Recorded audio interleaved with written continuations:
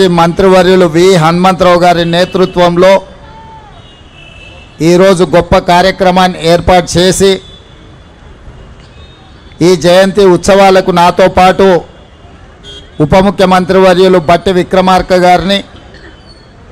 AICC general secretary Telangana incharge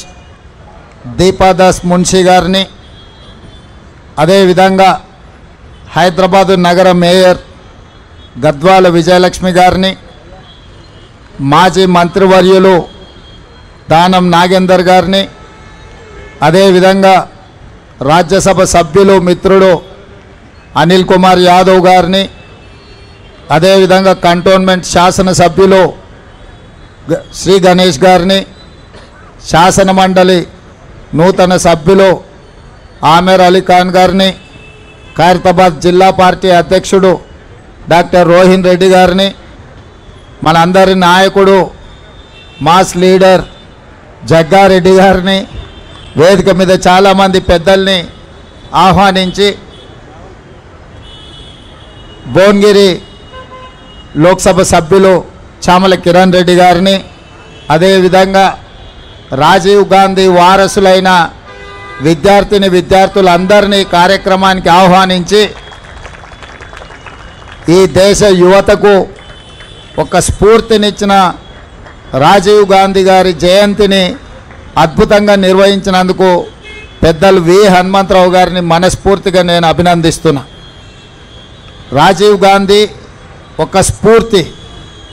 Rajiv Gandhi గారు సమూలమైన మార్పులకు, విప్లవాత్మక చైతన్యానికి వారు ఆదర్శంగా నిలబడి ఈ దేశంలో పెద్దలు బట్టి విక్రమార్క గారు చెప్పినట్టు పారిశ్రామిక విప్లవం కొంత వెనుకబడ్డ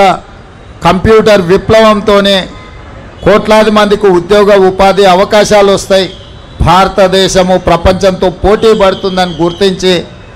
1980 దశకంలోనే ఈ దేశానికి కంప్యూటర్ని,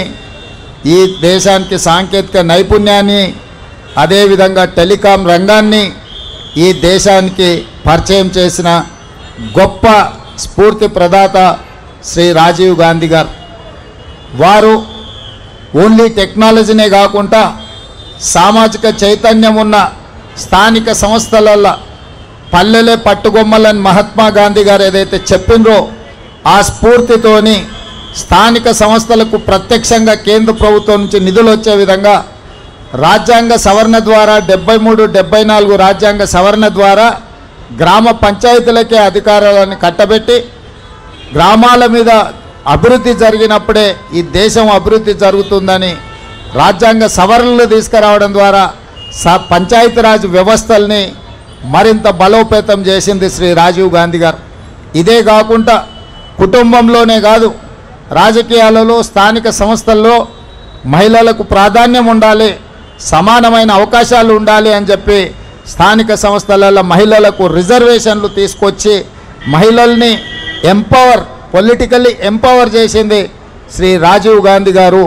ఈరోజు గద్వాల విజయలక్ష్మి గారు మేయర్ అయినా, శ్రీలత గారు డిప్యూటీ మేయర్ అయినా, రాజీవ్ గాంధీ గారు రాజ్యాంగంలో తీసుకొచ్చిన మార్పుల వల్ల మహిళా రిజర్వేషన్ రావడం వల్ల ఈరోజు వాళ్ళు అధికారంలో భాగస్వాములై ఈ దేశ నిర్మాణంలో వాళ్ళు క్రియాశీలక పాత్ర పోషిస్తున్నారు. అదేవిధంగా ఈరోజు ఈ దేశం అభివృద్ధి పదం వైపు నడుస్తున్నది అనంటే ఈ దేశం ఇంత బలంగా ఈ దేశం యొక్క సమగ్రతను కాపాడడానికి రాజీవ్ గాంధీ గారు తన ప్రాణాలను సైతం త్యాగం చేసింది. శ్రీమతి ఇందిరాగాంధీ గారు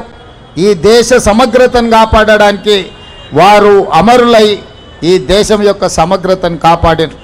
అదేవిధంగా పండిట్ జవహర్లాల్ నెహ్రూ గారు ఈ దేశ స్వతంత్రం కోసం